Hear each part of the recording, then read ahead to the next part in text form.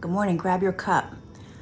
I want to share with you 5 core wounds. I'll explain what I mean by core wounds, but 5 core wounds that can be showing up in your life, driving the decisions that you make and the patterns that are showing up. So these 5 core wounds, when I say core, it's because they got developed right at the beginning of our life and our experiences when we start making decisions about who we are in the world. So they get developed in childhood, and they're wounding because they are experiences that cause us to see ourselves in the world differently than what's actually the truth.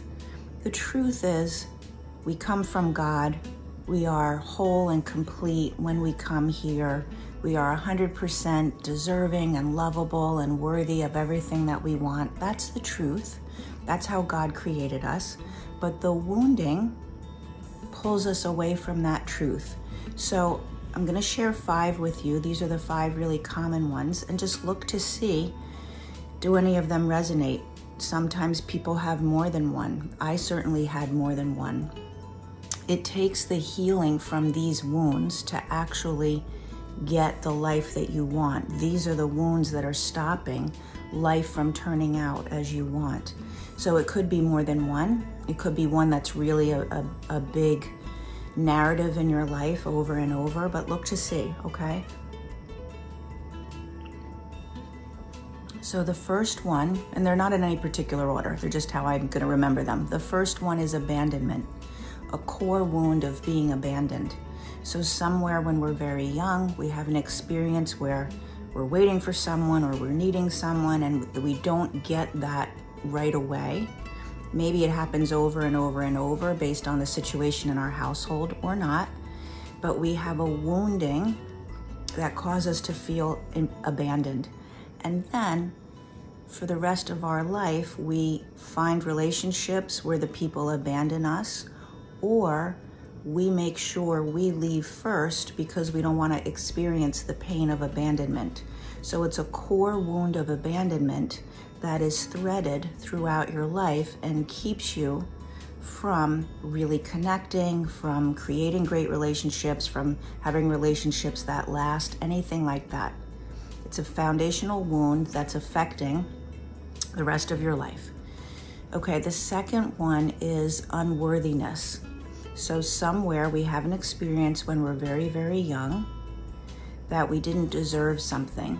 Maybe somebody says you don't deserve something, or we wanted something and we're told no, but significant enough to really shape how we see ourselves. And so then we decide, I'm not worthy. I'm not worthy of great things. I'm not worthy of great experiences. I'm not worthy of a great job. I'm not worthy of anything that we might want. So you might have things that you really would love to have in your life and create in your life, but you don't, because this core wounding of unworthiness is always in the background. It's always like part of that little voice that talks to you. I know you know what I mean with that little voice, right? Okay, the third one is I'm not lovable. There's a core wounding of not being lovable that will always be present. And remember I said you could have more than one of these. So you could have like abandonment and not lovable. So people abandon me because I'm not lovable. Or I'm going to abandon people first because I don't want them to realize that I'm really not lovable or I'm really not worthy of having whatever it is, okay? So after not lovable, the next one is I'm not good enough. And you can see that these have essences of each other, right? Unworthy and not good enough. But I'm not good enough to accomplish what I want. I'm not good enough to get the best relationship. I'm not good enough to have the job that I want, the thing that I would really want in life. I'm not good enough to have a life that seems joyful and isn't always an effort. I'm not good enough for that. Other people are, but not me. All right? That's a core wound.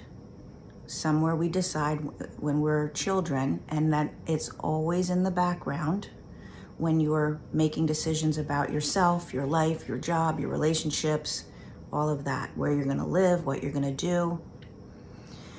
The last one, and these are the main 5. It's not like it's only these, but these are the main 5, is I'm alone, really a fear of being alone. I can't do my life. I need help. I'm afraid of being alone. I'm dependent on other people. I can't do my life. Anything like that. So that's part of having codependence on other people, is that fear of being alone.